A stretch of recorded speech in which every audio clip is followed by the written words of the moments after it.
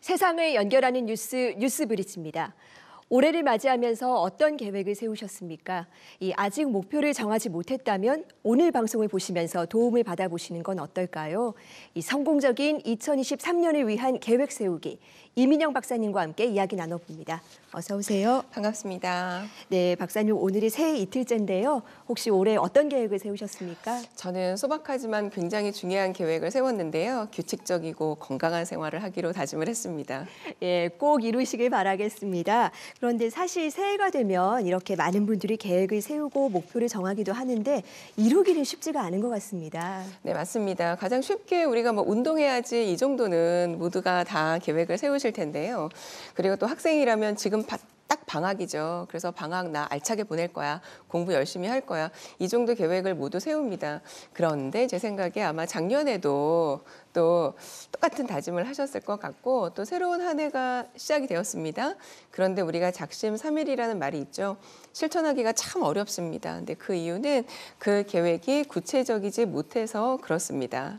예, 구체적인 목표가 필요하다라는 건데 좀 더 자세히 설명을 해주실 수 있을까요? 네, 구체적인 목표와 함께 구체적인 액션 플랜이 이제 필요한데요. 바로 스마트 기법이라고 있습니다. 제가 오늘 소개를 해드리도록 하겠습니다.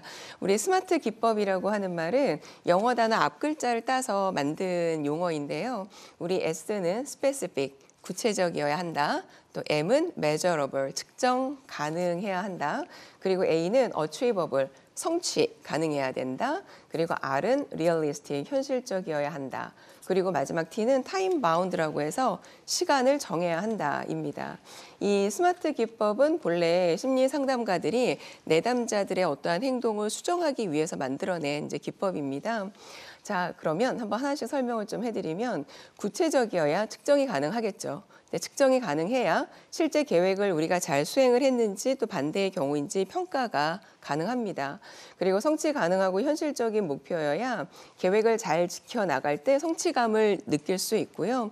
이 성취감은 다음에 목표를 세울 동기가 됩니다. 그리고 마지막으로 시간에 어떤 한계가 있어야 되는데 그 한계라고 하는 건 목표 지점이 있어야 우리가 하루의 액션 플랜, 다시 얘기를 하면 하루를 어떻게 보낼지가 이제 결정이 됩니다.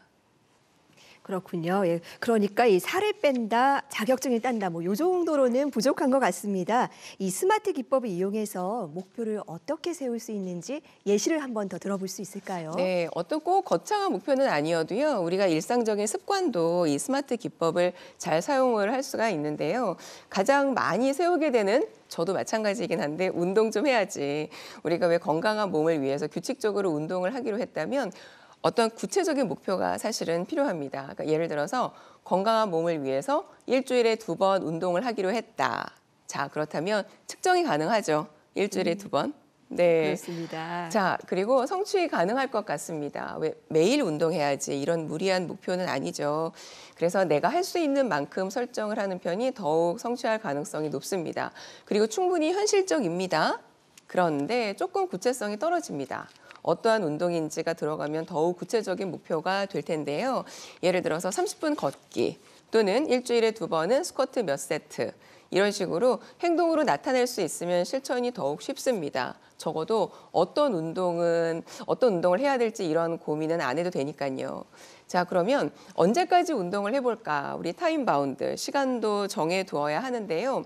많은 분들은 또 이렇게 말씀을 하세요. 운동은 평생 하는 거야. 그렇습니다. 예. 운동은 어차피 습관으로 가져가는 거야. 이런 말씀을 하시지만 사실은 성취감이라는 거를 느껴야 우리가 계속할 동기가 생긴다고 제가 말씀을 드렸습니다. 그럼 자, 이번 겨울방학 1월, 2월은 내가 일주일에 2번 운동할 거야. 이런 식으로 기간을 정해두면 훨씬 더 우리의 목표를 이루기가 쉽습니다. 그래서 이번 한 달 동안 뭐 해야지? 이번 방학 동안에 뭐 해야지? 자, 이런 식으로 얘기를 하는 거죠. 자, 그렇다면 목표한 마지막 날이 있으면 그 마지막 날을 보면서 우리가 달려갈 힘이 만들어집니다. 예, 말씀을 계속 듣다 보니까 어른들뿐만이 아니라 이 방학을 맞은 학생들이 계획 세우는 데도 도움이 될 수 있을 것 같습니다.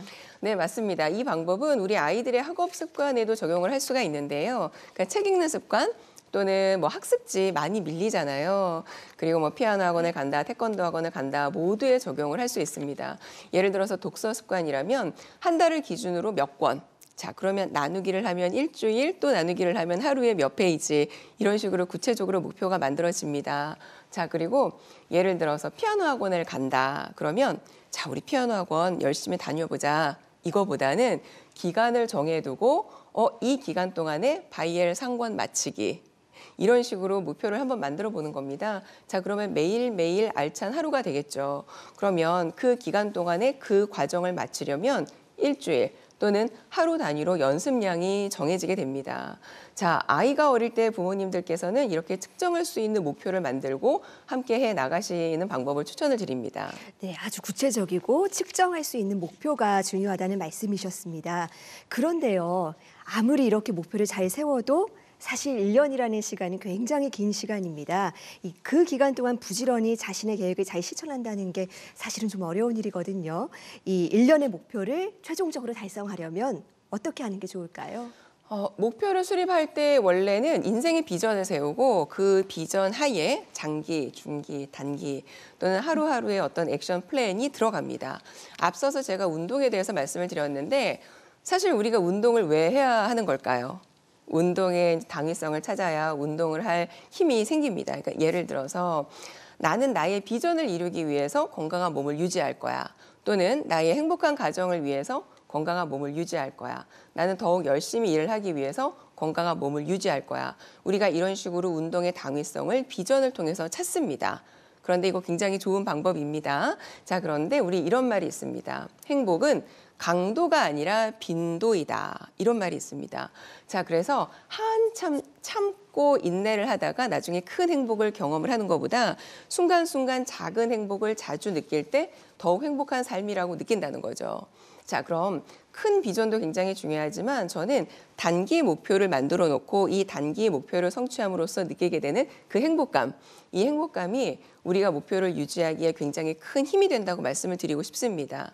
자, 그래서 목표를 만드실 때에는 기간을 짧게 가져가는 단기 목표를 세우는 게 크게 도움이 될 것이라고 생각을 하고요.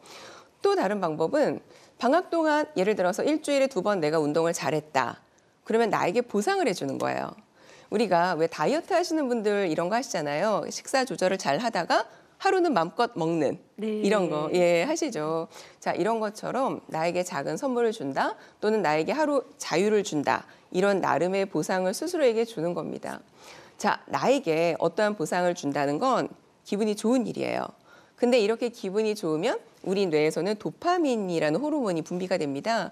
자, 그런데 이 도파민은 바로 이제 행복 호르몬이라고 알려져 있고요.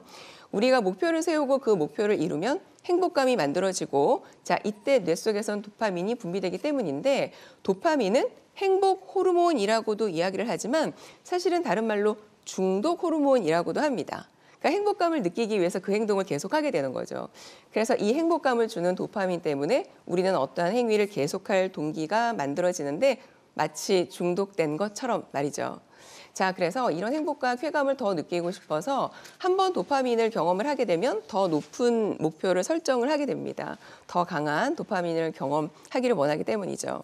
예, 우리가 중독하면 항상 좀 부정적인 의미로 얘기를 많이 했는데 이렇게 긍정적인 중독도 있는 것 같습니다. 그렇다면 이 목표를 달성하고 보상을 받으면서 또 성취감을 느끼고 이런 과정을 통해서 한 단계 한 단계 목표를 더 높여갈 수도 있다는 건데요. 그러면 이런 보상 말고도 또 목표 달성을 위한 포인트가 있을까요? 네, 바로 내 자신의 어떠한 목표를 주변 사람들과 공유를 한번 해보는 건데요. 우리가 목표를 세워놓고 주변에 이야기를 잘 하지 않는 경우가 있죠. 예를 들어서 나 일주일에 2번 운동하기로 했어. 이렇게 주변에 이야기를 했는데 사실은 지켜나가는 게 쉽지는 않거든요. 그러면 주변 사람들로부터 왜 핀잔을 듣게 되잖아요.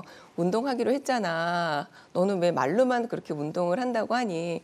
그러니까 이런 말들을 사실 듣기 싫으니까 우리가 주변에 이런 이야기들을 잘 얘기하지 않습니다.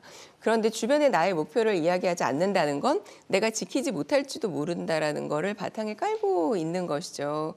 자, 그래서 정말 올해 내가 달라지기로 단단히 마음을 먹었다면 주변에 적극적으로 나의 목표를 알려서 나를 바라보는 시선을 많이 만들어 두는 겁니다. 그러면 나를 보는 주변의 눈들을 의식하면서 스스로 약간의 책임감이 생기게 되겠죠. 네, 그렇습니다. 그런데 이 많은 분들이요, 처음에는 야심차게 이제 계획을 세우고 며칠간은 계획대로 생활을 하다가 한 번이라도 어긋나면은 바로 이제 포기를 해버리는 경우가 많은데요. 어떻게 보세요? 예, 실제 쉽지 않습니다. 작심삼일이라는 말이 괜히 있는 게 아니니까요. 그래서 관련된 조사가 하나 있는데요. 무언가를 원하는 사람 중에 5%만 그걸 이룬다고 하더라고요.